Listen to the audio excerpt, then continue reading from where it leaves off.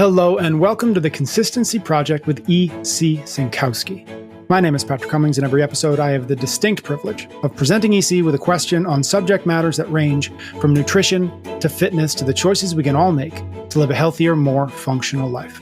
By exploring both the principles at play and the actions worth carrying out as a result, we aim to get you thinking, get you moving, and get you taking more consistent steps toward optimizing your well-being.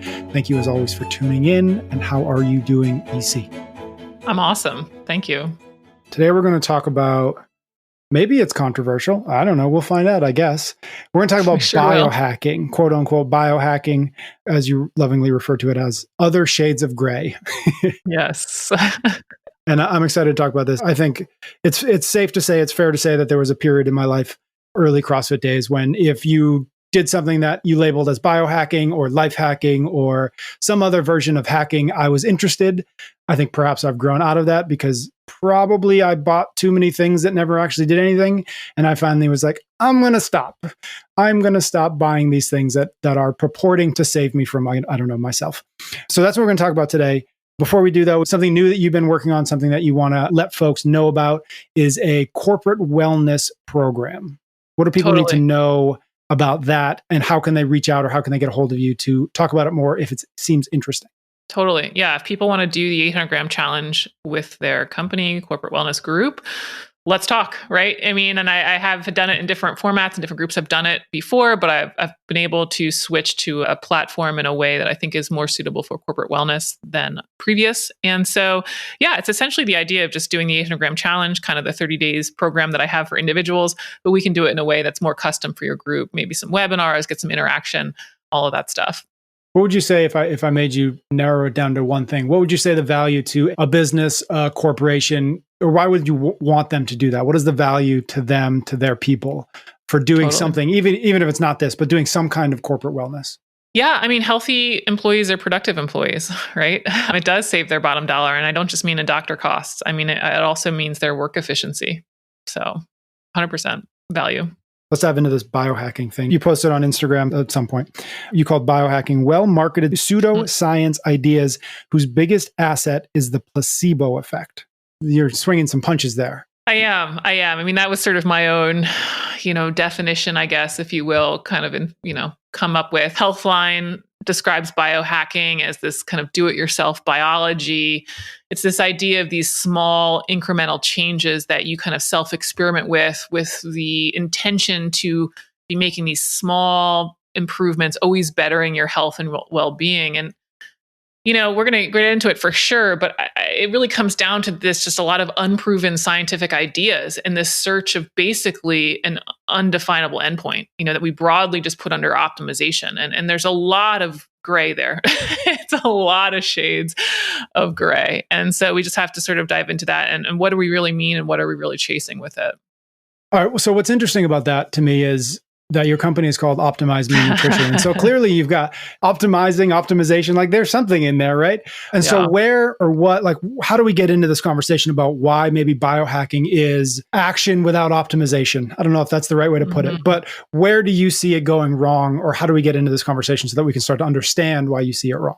No, I love it. I've certainly thought about the name of my company more than once, especially in light of this never-ending crusade it seems people are on for, quote, optimization. I certainly don't mean it quite in this way. I always meant optimization is like, get me to the point at which I am my best end. Yep. But there would be, quote, an end, I think.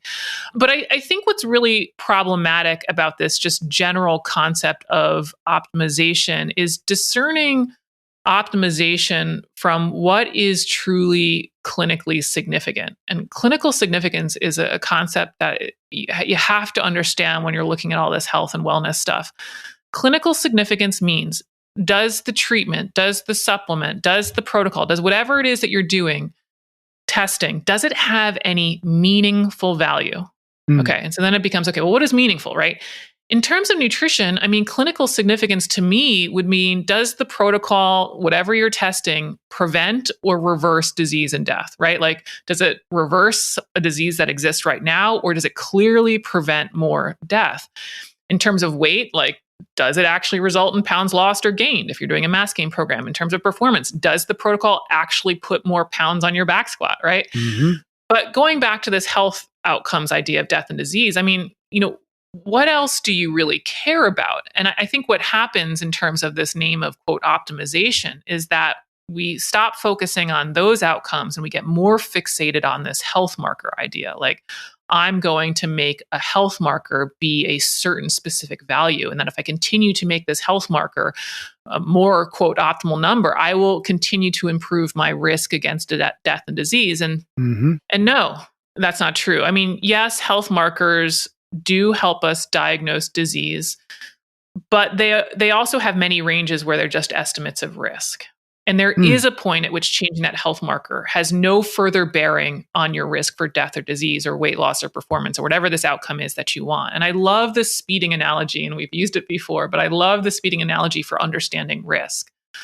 Lowering your driving speed from 75 miles an hour to 30 miles an hour will certainly reduce a lot of car accidents, right? But lowering from 30 miles an hour to 25 miles an hour might not do a thing. And of course, in certain contexts, 25 miles an hour could actually increase the risk. But at least of being yelled at. Right. Being yelled at for sure. But yeah, like think about 25 miles an hour on a highway. Now we have a real problem, right? But if we can now take this back to health markers, if we look at something like fasting glucose, right? This is used to diagnose diabetes. Less than 100 milligrams per deciliter is normal. Pre-diabetes is 100 to 125. And diabetes is diagnosed at 126 milligrams per deciliter and above. So yes, generally lower is better, but there is a point at which that doesn't matter. Like if your fasting glucose is 86, like do you really need it to be 84? Like we aren't in a fasting glucose competition. We're sort of in a life and quality of life and health competition, if we want to say a competition. And so that nuance is important. Like we only care about our glucose levels so much so in the sense of, does it cause diabetes, cardiovascular disease, obesity, et cetera? And if I don't have those, or my risk isn't substantially increased for this, I don't really care what my glucose level is, right? And so those cutoff levels that I mentioned, I mean, those are the ones that are relevant because those are the ones that where we have increased risk and your doctor actually diagnoses disease. That's where you have the health problem. Couple things in there. There seems to be a bit of a tension in there between what you're saying, or at least what I'm hearing, is we have to look at this on a big scale. And does this thing move the needle for enough people that we have a confident sense that it is actually doing what it is that people are claiming it's doing, versus where, at least in this world, this biohacking, this kind of individual optimization angle is, well, I'm just trying to make myself feel better. Are those two fundamentally different goals? Is that where people are splitting off, or where you see people going in one direction that you don't feel like makes any sense? Because yeah, maybe you feel like it's working for you, but if we look at this at a big enough scale, it's not doing anything, or it's not important, or whatever it is doing doesn't matter. Yeah, no, it's a great question. And I think it's one of the problems with this. It's how are we measuring better? And are you measuring better based on how you feel? And that's a limitation. And certainly feelings are important. I don't want to say that you don't want to feel good. You do. But there's a lot of gray area there. Like I feel good when I drink a good cup of coffee, but am I like really going to improve my life because of that? I don't know. And so the feel good metric, there's a lot of shades of gray there. There's a lot of shades of gray. And I don't want to say that people shouldn't be in tune with their feelings at all, but just to kind of hang their hat on quote, I feel better, but yet, I live to the same length of time with the same quality of life. It's like, does it matter? Does it matter? And so we have to kind of think about that. And then one more quick question that is mostly serious, but a little bit kidding, is when you take biohacking sort of to its logical extremes, is what people are trying to accomplish is like, just admit that you're trying to be immortal. You just think that if you do the thing long enough, you just won't die, or you'll die at 150 when everybody else dies at 76. Is that kind of like, again, half joking, but half serious, that like, that's actually the issue here, is that people are trying to ultimately chase something that is a finish line they will never reach? Yeah, I think that's a lot of it. It's sort of this become the cyborg idea-ish, right? But I think there's kind of two sort of flip or sides of the coin for biohacking. I think one is the longevity piece. I'm going to live forever. And I think the other one is maybe I won't live forever, but I don't have to do all the work to have the high quality of life. Maybe I only live to 76, but I don't have to exercise, right? But I still can travel independently and enjoy all the benefits of that. So I think there's a little bit of I'll say it, laziness, right? Like I don't want to do all the work to it. And then some of it Yeah. is I also want to be the cyborg. Yeah. Interesting. Okay. So the first counter argument, or we're pushing back on what we're saying so far, is that there has to be the case for doing something before a disease shows up, before all of these problems, whether it's obesity or heart disease or all these things, right? And so, like, isn't there value in doing that with years of anticipation before something actually shows up when maybe it's too late to quote unquote optimize? Yeah, totally. Yeah, this stuff works on a sliding scale. And I just certainly am not recommending that people just wait until they have disease to to do something about it. And if we go back to the fasting glucose ranges, it's like, yeah, this is 100 is the magic number. So, is 99 perfectly healthy and then 100 is sick? No, I mean, this is biology. This stuff works kind of shades of gray, right? But there is some point at which that shade of gray is not clinically significant. No more protection is offered. No more years of life are added despite having a lower glucose. And I get it. People want to know, okay, well, what's that number? Where can I stop worrying? And it's like, well, that's how they came up with these values, right? Like that's why they have these cutoff values that 100 is normal. And then we have this pre-diabetic range, which is still pre-disease, but hey, you're not going in a good direction. We can reverse it. Let's do it. And I get it. Fasting glucose is not a perfect marker. This is why they actually do repeat tests for diagnoses, right? This is why we can also look at things like glycosylated hemoglobin, sure. But we also look at trends over time, right? What is your fasting glucose doing between the years? What is your cholesterol doing? What's your weight doing? Does the person actually show any symptomology? And this is really what your doctor is doing. This is why we go to a doctor. They're putting together that picture. They're looking at the trends. They're understanding the risks. And so there is certainly a sliding scale. You don't have to wait until you're pre-diabetic to take concern, but there is also a point at which getting more better or whatever, just doesn't afford any less risk. And I was half joking before about the kind of immortality thing, but I don't think people who claim to be biohacking or chasing that as a goal would say that that's what they're trying to do. But what are they actually trying to do? If we were to sit down with them and say, well, what is the actual goal here? What do you think you're accomplishing, or what are you trying to accomplish? What is that? And is there any validity to it at all? Yeah, I mean, that's the question. That's a good question. I mean, and what it seems to me for a lot of this stuff, and I certainly can't answer for all the different ideas out there. I don't know them all. But generally what happens is they're fixated on this spectrum where you're already well. They are focusing on optimizing, in quotes, these levels where there's no real tangible way to measure any clinical improvement, i.e. death and disease. I mean, they can't, because that's what doctors are doing. Doctors are the ones who are trying to therapeutically change your risk of disease or reverse a disease. And so what happens is they come up with these measurements and these lab values that, yes, appear very data-driven and sophisticated. But, in all honesty, if there was any magic word here, clinical significance to it, I can assure you the doctors would be recommending and doing it, right? I get questions about, I've had this recently, continuous glucose monitors, and people that are otherwise healthy are using this. So continuous glucose monitors are used for diabetics, and there's reasons for that. I'm talking about people that are not diabetic, that are otherwise healthy, that are using them with this idea of optimizing their metabolic health.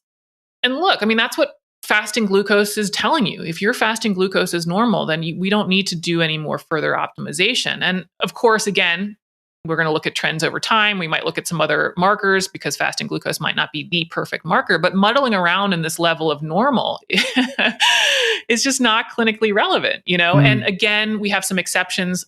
Here's an example. Maybe you have fasting glucose at 90 one year. The next year it goes up to 95. You've gained some weight. The next year you get a test, it's at 99, still normal. This is where your doctor would be like, they're trending in a wrong direction. A clinical presentation is also making this more relevant of a concern. They have some weight gain. Let's now take action, right?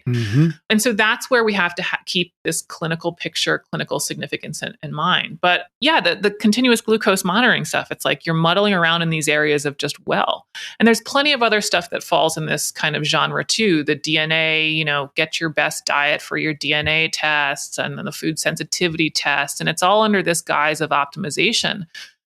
And I hate to say it, but guess what? This is where these companies can operate without liability. I mean, people get wound up about conventional medicine and that it's this terrible system. And it's like the MD doctors and the DOs, they're the ones who have liability insurance. They're the ones who are putting their names on the line and can be held liable for what they say, right? I mean, and so it's a completely kind of different ballgame. They're the ones who have malpractice insurance and can be sued for what their opinion is. And that's not true when you're kind of in this quote, biohacking optimization realm. Is there any value to this? Like the first thing that pops into my mind is that I hear you fully on it's not clinically relevant. Yep.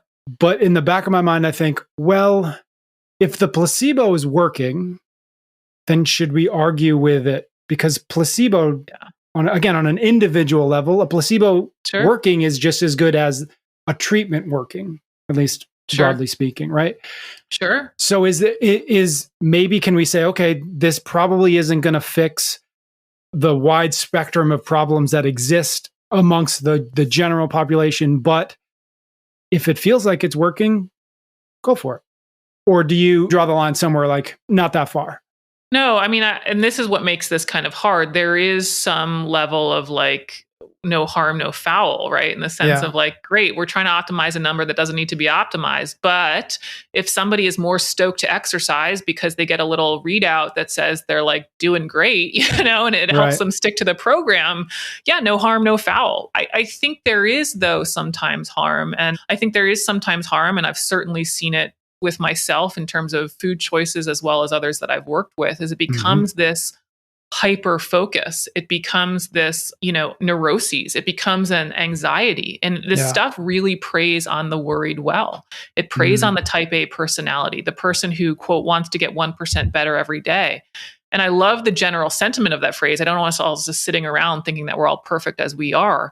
There's certainly ways to improve and to learn and all that stuff, but there is a point at which 1% doesn't matter. And I do think that this stuff can become completely a neuroses in a negative way, for sure. Yeah, I think that's something probably that I fell victim to, that I probably see within CrossFit, certainly more often than not, maybe amongst, I think, like you said, the type A personalities. I think that what it does is it kind of introduces a pass fail where you didn't need to introduce a pass fail. And when you do that and you then fail, you actually can probably do much more damage than if you had never given yourself that and you had never kind of convinced yourself that you had failed at something, right? Totally, 100%. Yeah. You've mentioned a few times now clinical significance. We've talked about it a bit. What does that mean? Why does it matter in this particular conversation? Yeah, I mean, the way, again, to think about clinical significance is this like meaningful effect. Do we have a change in death and disease? Do we have a change in our back squat? Do we have a change in our weight? What gets confusing and where we get distracted is there's also something called statistical significance. And this is, when we talk about the science in quotes, the big science and the big research in quotes, there's a lot of statistical significance. And so we have to understand kind of what's going on there as well. Statistical significance is whether the treatment, the protocol, the supplement, whatever is you're testing, did it have a measurable difference? So again, statistical is measurable difference, clinical is meaningful difference. So let's go through an example. Suppose that there's an experiment and they want to see if a supplement reduces heart disease. And they're going to also, in addition to measuring heart disease, they're also going to measure a marker of inflammation because we know that heart disease has inflammation associated with it. So they're going to measure C-reactive protein. Okay, so they give the people the supplement for probably a long period of time because they're also going to measure heart disease, which develops over time. And they're also going to measure their levels of inflammation with CRP. Let's say they found that the supplement decreased CRP. The supplement decreased inflammation levels by 0.2 milligrams per liter, let's say. Okay, statistically significant finding. There's a clear measurable difference in the group supplementing from the group that did not in terms of their inflammation. One group inflammation level is lower. Now, hopefully, when I'm kind of explaining that, you're not thinking, okay, what's the name of the supplement? Instead, you should be thinking, okay, what happened to heart disease? In other words, does it matter, right? And let's say in this experiment, there was no change in heart disease, that even the people that took the supplement and had lower inflammation had the same amount and degree of heart disease as the non-supplement group. Okay, so this is a statistically significant finding in terms of inflammation, yet clinically irrelevant. And this happens all the time. Markers change all the time. Hormones levels change all the time. Inflammation markers stay all the time. And necessarily the disease or risk doesn't change. And people make this assumption, well, lower inflammation must be better. A lot of times this falls apart when we start to look at something that's clinically significant or meaningful. And so when you hear about the research and the science, you always want to be thinking, okay, and what happened to the outcome that I care about? Like, I'm interested in taking this supplement so that I lower my risk of X or that I improve my back squat. Not necessarily did their testosterone increase. Did they actually get a better back squat? Like, that's what you kind of have to stay focused on when you hear all this, quotes about how, wonderful this research is or the scientific evidence. You mentioned earlier in the podcast 3 kind of categories that we can think about, or maybe that are in the water supply, so to speak. We've got kind of, as you just spoke about, where that kind of that nutrition or overall health. We've got weight issues. Maybe that's aesthetic. Obviously there's health ramifications there, Sure. And also performance. Right? We've talked about CrossFitters a little bit. What about those latter two, the weight loss and the performance end? Where does biohacking kind of stack up in those categories?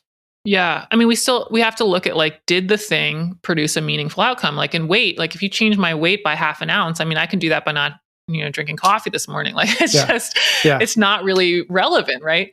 For performance, it's going to be the same thing. And this falls really within the realm of my opinions about supplements. But my friend Spencer tagged me in a recent post on Instagram. There was a study published at the end of last year about the effect of beetroot juice on performance in a CrossFit style workout. And the author is, if I'm going to say it correctly, Garnacho Castano. And this is really cool though. They actually did wall balls and like back squats, I think. And they had, and just so I'm clear, beetroot juice. The root of a beet made into a juice. Yeah, got it. Correct. There's been a lot of research with beets because of their potential performance effect, but this is cool. We actually have like legit CrossFit research, right? And it's a small study, 12 individual guys, but whatever, this is pretty cool. And they found that taking the beetroot juice improved performance. Now, again, before you're like, okay, I'm going to the store right now and buying this, you should be thinking, okay, what was the performance change? By how much did the performance change? And it turns out the improvement was like 1 to 3 wall ball reps on like a total of 80. So the beetroot juice, maybe they got 80, and the people who didn't have the beetroot juice, they got closer to 77 or 79 reps. Statistically significant. We could measure the difference between the two groups. But then when you think about like how relevant is this to 99% of CrossFitters, not, right? Like I could probably get the difference in those scores, if you turn on my favorite music, like. That's not fair though. You're really tall, so you're good at wall balls.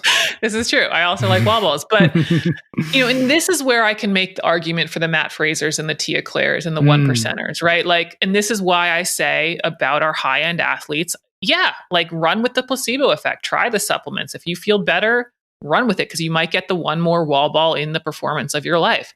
I just don't see that plays out for people. And that, on any sort of measurable level outside of the CrossFit games, like does getting 79 wall balls matter versus 77? It's just, it's just probably not worth the taste of beetroot juice. Not even worth the cost, right? Like turn on your favorite jam and see what happens instead. Okay. So I kind of hinted at this, or I kind of asked this a little bit before, but for the folks who maybe have an attitude of, I'm just going to try it though, and I'm going to see if it works. I'm going to see if it quote unquote works, if it does the thing that it says it does, right? The supplement does the thing, the juice does the thing and if it does, hey, that'd be great, right? Like what's the harm in that? What do you say to that kind of philosophy, or those kinds of people? Like I've just labeled them, but people who kind of think like that. Yeah, again, some of this I do think falls in the no harm, no foul. And even if it has a carryover effect to help you adhere to working out more or whatever the outcome is, okay, we can talk about benefit there. I do think it's really important, especially from my point of view, we have to separate this idea of like feeling from what's actually happening, and to not, I shouldn't say not be closed-minded, be open-minded to the fact that how biased the process is. If the process is telling you that, okay, your glucose needs to stay in this exact level, and if you go higher, it is not good. And then you take your measurements and all of a sudden you're like, I don't feel good when it goes high. It's like, okay, guys, this wasn't really this like well-controlled experiment. This was highly biased and we definitely have something else going on. And again, maybe that ends up meaning that you have more salads in your life. That's an overall positive effect, but it also is not grounds for recommending it to everybody broad scale. And it certainly won't be something that I recommend broad scale to people, because we have to discern between, okay, what's actually a true effect, what actually is going to have value versus what is the placebo effect. And again, I'm not against the placebo effect, but we just can't just hope that everybody gets the placebo effect. Like instead we want to know like what's going on and what really happens. And that's where I kind of said before, I don't love feeling as kind of the measurement of choice. This is where I like, okay, let's get on the scale. EC doesn't love feelings. That's what I just said. Let's get on the scale. Let's test out the wall balls. Let's, run it, whatever, pick a marker that we can measure and not do as much of the feeling, because I think that does tend to prey on that anxiety, hyperfixation type of personality or outcome. Yeah. That can then have that negative neuroses effect. Okay, I didn't tease this at the start, but you actually had another Instagram post where you actually did lay out some biohacking that worked. Can you tell us about that? Totally. Or that works, not that it worked. Yeah, like the top 5 biohacks. And it's, eat mostly whole foods, don't eat too much, exercise, sleep, probably reduce stress on there too. And it's funny, I actually, in preparation for this, I was Googling around just see some different articles. And there was another article that was like the top whatever biohacks that work. And it was like the same things, right? And so it's just sort of funny. It's like, okay, let's call them biohacks. Like, I don't know if people really want to get excited about this. If we call them biohacks, sure. The Consistency Project is a biohack, but it's going to keep coming. I think we have to sell it in a bottle on a subscription model, though. I think that's how it's technically a biohack. That's right. I mean, we can put a new label on it, but I think it's going to keep coming back to these same ideas of, we're going to eat whole foods. We're not going to eat too much. We're going to work out. We're going to push ourselves, but not too much. We're going to get a good amount of sleep, all of that stuff. There really is no shortcut to this stuff. Thank you, EC. Thank you to everybody out there listening. Thank you for your ratings and reviews. And if you have a friend who would like the show, please do share it with them. And we'll be back shortly with another episode of the Consistency Project.